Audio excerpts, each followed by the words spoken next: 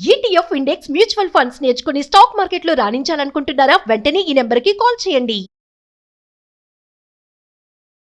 Hi hello నమస్తే, welcome back to Suman TV.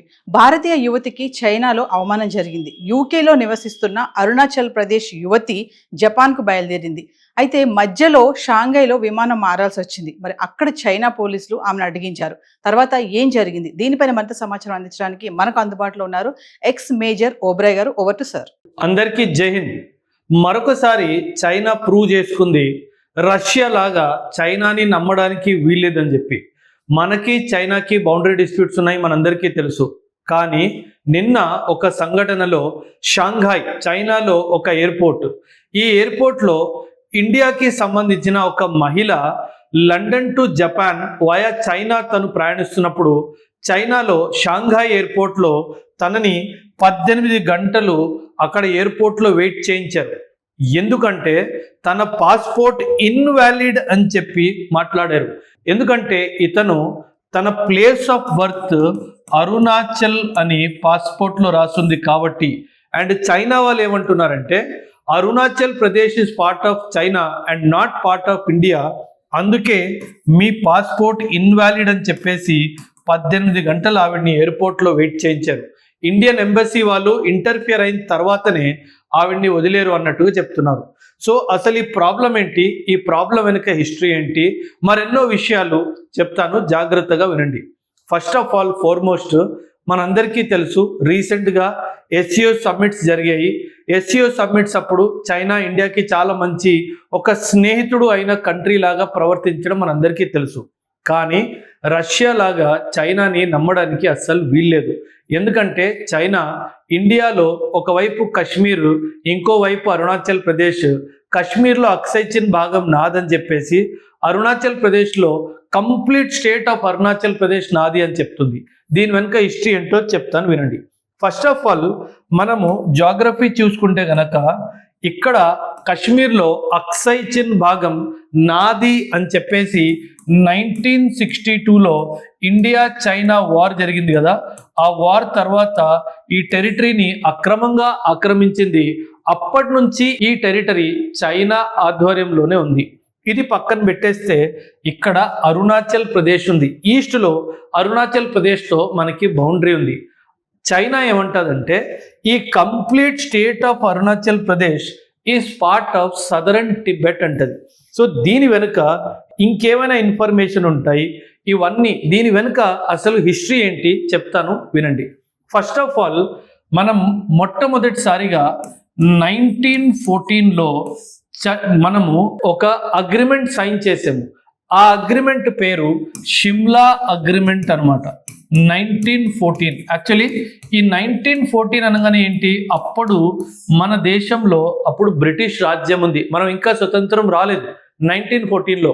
ఈ 1914లో Britishers ఏం చేశారంటే ఒకవైపు టిబెట్ని పిలిచారు అగ్రిమెంట్ కోసం, ఇంకొక వైపు చైనాని పిలిచారు అగ్రిమెంట్ కోసం. For example first of all మనకి ఒక విషయం అర్థం అవ్వాల్సింది ఏంటి అంటే బిఫోర్ 1950s వరకు మనకి అసలు చైనాతో బౌండరీయే లేదు, మన బౌండరీ అంతా టిబెట్తోనే ఉండేది. ఎప్పుడైతే 1950, 51, 52లో చైనా టిబెట్ని ఆక్యుపై చేసిందో అప్పటి నుంచి మనకి బౌండరీ చైనాతో అయిపోయింది తప్పితే అప్పటి వరకు ఇండియాకి అసలు చైనాతో బౌండరీయే లేదు. కానీ ఈ 1914 అగ్రిమెంట్ అప్పుడు మరి చైనాని ఎందుకు పిలిచారు అంటే దానికి ఒక కారణం ఉంది. ఎందుకంటే ఇక్కడ మీరు చూస్తున్నారా మయన్మార్ అని చెప్పేసి, అప్పట్లో మయన్మార్ కూడా బ్రిటిష్ టెరిటరీలో భాగం కాబట్టి అండ్ మయన్మార్కి చైనాతో బౌండరీ ఉంది కాబట్టి మయన్మార్ బౌండరీ విషయం గురించి మాట్లాడదామని మాత్రమే చైనాని పిలవడం జరిగింది. ఈ మొత్తం బౌండరీ గురించి మాట్లాడడానికి మాత్రం అస్సలు కాదు. సో ఈ వెనక హిస్టరీ ఏంటంటే ఈ 1914లో కాన్ఫరెన్స్ పిలిచారు కదా, షిమ్లాలో కాన్ఫరెన్స్ జరిగింది. దీన్ని షిమ్లా అగ్రిమెంట్ అని తర్వాత సైన్ చేసుకున్నారు, చెప్తాను వినండి. ఈ షిమ్లా కాన్ఫరెన్స్లో ఒకవైపు టిబెట్, ఇంకొక వైపు చైనాని కూడా పిలవడం జరిగింది. కాకపోతే చైనా ఈ కాన్ఫరెన్స్ అటెండ్ అయిన తర్వాత ఈ అగ్రిమెంట్ షిమ్లా అగ్రిమెంట్ని సైన్ చేయలేదు. ఎందుకు సైన్ చేయలేదంటే చైనా ఏమన్నదంటే ఆ కాన్ఫరెన్స్లో Tibet is not an independent country, Tibet is not an independent country అని చెప్పడం జరిగింది. యాక్చువల్లీ ఇది తప్పు. హిస్టారికలీ టిబెట్ ఎప్పుడు ఒక స్వతంత్ర దేశమే. కాకపోతే ఏం జరిగిందంటే హిస్టారికల్గా మ్యాప్ సాయంతో చెప్తాను. ఇక్కడ మనం నార్త్ వైపు చూసుకుంటే, ఇలా టిబెట్కి నార్త్ వైపు చూసుకుంటే మంగోలియా అనే ఒక ప్రాంతం కూడా ఉంటుంది. ఈ మంగోలియన్స్, చెంగీస్ ఖాన్ మీరు పేరు వినుంటారు కదా, వాళ్ళు ఫ్రీక్వెంట్గా ఇలా టిబెట్ మీద దాడి చేసేవాళ్ళు అనమాట. సో టిబెట్ ఎందుకంటే బుద్ధిజం ఫాలో చేసేది కాబట్టి వాళ్ళు పెద్దగా మిలిటరీ ఆర్మీ అలా మెయింటైన్ చేసేవాళ్ళు కాదు. సో వీళ్ళు ఈ మంగోల్ ఇన్వేజన్స్ నుంచి వాళ్ళని కాపాడమని చెప్పి చైనాకి రిక్వెస్ట్ పెట్టేదన్నమాట. అప్పుడు చైనా వాళ్ళు ఇలా టిబెట్కి వాళ్ళ ఆర్మీ పీపుల్ని పంపించి టిబెట్ని మంగోల్ ఇన్వేజన్స్ నుంచి కాపాడేవాళ్ళు. So over a period of time ఏం జరిగిందంటే చైనా ఏం చేసింది, వాళ్ళ ఆర్మీ లీడర్స్ని టిబెట్లోనే పెట్టడం మొదలుపెట్టింది. వాళ్ళకి ఒక పేరు ఇచ్చారు, వాళ్ళని అంబన్స్ అని అనేవాళ్ళు అనమాట. సో ఈ అంబన్ అనే వ్యక్తి గ్రాడ్యువలీ ఆయన చాలా సత్తా టిబెట్లో పెరిగిపోయి ఆయన ఏమన్నాడంటే, టిబెట్లో మనందరికీ తెలుసు దలైలామా గారు ఉంటారు. Dalai Lama is a spiritual leader, also political leader also అప్పట్లో. సో ఈ అంబన్ ఏమన్నాడంటే, నేను దలైలామాతో సరి సమానము అని చెప్పడం స్టార్ట్ చేశాడు. అండ్ ఈ సందర్భంలో 1914లో ఈ మీటింగ్ జరిగినప్పుడు అప్పుడు చైనా చెప్పింది ఏంటంటే, Tibet is not an independent country, it is very much part of China అని చెప్పడం జరిగిందనమాట. సో అక్కడ ఇష్యూ ఇది మొదలైంది. అండ్ ఇలా షిమ్లా అగ్రిమెంట్ సైన్ చేయకుండా చైనా వెళ్ళిపోయింది. కానీ ఈ అగ్రిమెంట్లోనే మనము ఇండియాకి అప్పట్లో టిబెట్ మధ్యలో బౌండరీ రాసుకున్నాము. ఆ బౌండరీ పేరే మెక్ మహోన్ లైన్ అన్నమాట. మెక్ మహోన్ లైన్. సో ఇక్కడ బౌండరీ, ఇక్కడ సిక్కింలో బౌండరీ అండ్ అరుణాచల్ ప్రదేశ్లో బౌండరీ. ఈ బౌండరీ అన్నిటికీ మనం ఒక పేరు ఇచ్చాము. ఆ పేరే హెన్రీ మెక్ మహోన్ లైన్. మెక్ మహోన్ లైన్ అన్నమాట. కానీ చైనా ఈ లైన్ని గుర్తించలేదు. అండ్ ఇప్పుడు చైనా ఏమంటుంది అంటే, ఇప్పుడు 1952లో టిబెట్ని ఆక్రమించింది. 51, 52 నుంచి స్టార్ట్ అయ్యి 56, 57 వరకు కూడా వెళ్తుంది టిబెట్ని ఆక్రమించడం. 1952లో టిబెట్ని ఆక్రమించిన తర్వాత చైనా ఇంకొక విషయం చెప్పింది, అక్కడితో ఆగలేదు. చైనా ఏం చెప్పింది, Arunachal Pradesh is also part of southern Tibet అని చెప్పింది. అంటే టిబెట్ నేను తీసుకున్నాను, టిబెట్ నాది కాబట్టి అరుణాచల్ ప్రదేశ్ కూడా పార్ట్ ఆఫ్ సదరన్ టిబెట్ కాబట్టి అరుణాచల్ ప్రదేశ్ కూడా నాది అని చెప్పడం జరిగింది. చూడండి, ఒకవైపు టిబెట్నే అక్రమంగా స్వాధీనం చేసుకుంది, రెండో వైపు అరుణాచల్ ప్రదేశ్ కూడా పార్ట్ ఆఫ్ సదరన్ టిబెట్ అని చెప్పేసి చెప్తుంది. కానీ దీని వెనుక ఒక కారణం ఉంది. కారణం ఏంటంటే, ఇక్కడ అరుణాచల్ ప్రదేశ్లో ఎవరైతే బుద్ధిస్టులు ఉన్నారో వాళ్ళు ఈ బుద్ధిస్ట్ లామా ఎవరైతే ఉన్నారో దలైలామా, ఆయననే స్పిరిచువల్ గురువు లాగా భావిస్తారనమాట. స్పిరిచువల్ గురువు అంటే కుల దైవం అన్నట్టు మనం అంటాం కదా, అలా ఆయననే స్పిరిచువల్ గురువు లాగా భావిస్తారు. సో చైనా ఏమంటుందంటే, స్పిరిచువల్ గురువు ఆయన అయినప్పుడు పొలిటికల్ గురువు కూడా ఆయన అవుతాడు కదా, అలాంటప్పుడు Arunachal Pradesh is also part of southern Tibet కదా అన్నట్టు మాట్లాడుతుంది.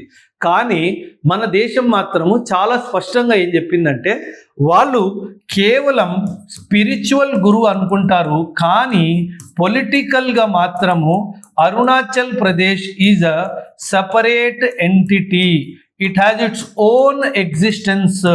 బ్రిటిష్ వాళ్ళు ఉన్నప్పుడు కూడా వాళ్ళు కూడా ఇక్కడ శాసించారు, వాళ్ళకి అరుణాచల్ ప్రదేశ్లో ఉండే రాజులు వాళ్ళకి డబ్బులు ఇచ్చేవాళ్ళు. So we are a separate political entity, మాకు టిబెట్కి ఎటువంటి సంబంధం లేదు అని చాలా స్పష్టంగా చెప్పడం జరిగింది. కానీ ఎందుకంటే చైనాకి భూమి ఆక్రమణం చేసుకోవాలి, భూమి ఆక్రమించుకోవాలి, ఇలాంటి ఆలోచన ఎక్కువ ఉంటుంది కాబట్టి ఇలా చైనా అందరితోనూ గొడవ పెట్టుకుంటూ ఉంటుంది. ఇన్ఫ్యాక్ట్ ఒక సర్వే ప్రకారము చైనాకి 22 దేశాలతో 22 కంట్రీస్తో land dispute and maritime boundary disputes ఉన్నాయి. ఒకవైపు ల్యాండ్ డిస్ప్యూట్, ఇంకొక వైపు మ్యారిటైమ్ బౌండరీ డిస్ప్యూట్స్ ఉన్నాయి. సౌత్ చైనా సీ డిస్ప్యూట్ గురించి మీరు వినుంటారు. ఇలా ఎన్నో దేశాలతో చైనాకి ఇబ్బందులు ఉన్నాయి, వాళ్ళకి గొడవలు ఉన్నాయి. ఈ ముఖ్యమైన కారణం ఏంటంటే China is a expansionist state. China is what? Expansionist state. అంటే ఏంటి? వీళ్ళు ఎంతవరకు అయితే అంత భూములు ఆక్రమించాలి, ఆ భూమి మాది అని చెప్పాలి, ఇదే వీళ్ళు ఫాలో అయ్యేది. ఇన్ఫ్యాక్ట్ సౌత్ చైనా సీలో అయితే మాత్రము వీళ్ళు చేసిన అఘాయిత్యాలు అంతా ఇంత కాదు. సౌత్ చైనా సీలో వీళ్ళు ఏం చేస్తారంటే, సాధారణంగా ఏమవుతుందంటే, ఫర్ ఎగ్జాంపుల్ ఇది మన మ్యాప్ అనుకున్నాం. ఇప్పుడు ఎప్పుడైనా సరే మన ల్యాండ్ బౌండరీ ఇక్కడ ఎక్స్టెండ్ అయింది అంటే ఇక్కడ నుంచి 200 నాటికల్ మైల్స్ వరకు ఇది మన territorial waters, exclusive economic zone అవుతుంది అన్నమాట. అంటే ఈ భూమి ఎండ్ నుంచి 200 నాటికల్ మైల్స్ వరకు దాని మీద ఎక్స్క్లూజివ్ రైట్ ఇండియాకి ఉంటుంది అన్నమాట. సో చైనా వాళ్ళు సౌత్ చైనా సీ, మనం ఇక్కడ ఈస్ట్కి వెళ్తే ఇక్కడ సౌత్ చైనా సీ ఉంటుంది. వీళ్ళు ఏం చేస్తారంటే ఆర్టిఫిషియల్ ఐలాండ్స్ క్రియేట్ చేస్తారు మధ్య మధ్యలో. For example China land boundary ఇక్కడికి ఎండ్ అయిపోయింది అనుకోండి, కానీ చైనా ఏం చేస్తాడు, వాటర్లోకి వెళ్తాడు, ఆర్టిఫిషియల్ ఐలాండ్స్ క్రియేట్ చేస్తాడు. ఆర్టిఫిషియల్ ఐలాండ్స్ క్రియేట్ చేసి ఈ ఐలాండ్ నుంచి 200 నాటికల్ మైల్స్ నాది ఇలా మాట్లాడడం స్టార్ట్ చేస్తారు. ఈ ఐలాండ్ నుంచి 200 నాటికల్ మైల్స్ నాది, ఈ ఐలాండ్ నుంచి 200 నాటికల్ మైల్స్ నాది. ఇలా భూమిని అదేవిధంగా వాటర్ ఏరియాని కూడా ఆక్రమించుకోవడానికి ప్రయత్నిస్తాడు. అందుకే చైనాని మనము ఎక్స్పాన్షనిస్ట్ స్టేట్ అంటాము. ఆల్రెడీ మనది ఒక ఇంపార్టెంట్ ఏరియా, మన దేశానికి చెందిన అక్సైచిన్ ఏరియాని అక్రమంగా పెట్టుకోవడం కాకుండా ఇప్పుడు అరుణాచల్ ప్రదేశ్ మీద కూడా ఖచ్చితంగా చైనాకి కన్ను ఉంది. ఇన్ఫ్యాక్ట్ 2021-2022లో అమెరికన్ పెంటగన్ ఒక రిపోర్ట్ ఇచ్చిందనమాట. పెంటగన్ అంటే American military head quarter, pentagon American military head quarter అనమాట. ఈ ఒక రిపోర్ట్లో అమెరికా వాళ్ళు ఏమన్నారంటే, చైనా వాడు ఇండియా మీద ఒక స్ట్రాటజీని వాడుతున్నాడు. ఆ స్ట్రాటజీ పేరు సలామీ స్లైసింగ్ స్ట్రాటజీ అని చెప్పి పేరు ఇవ్వడం జరిగింది.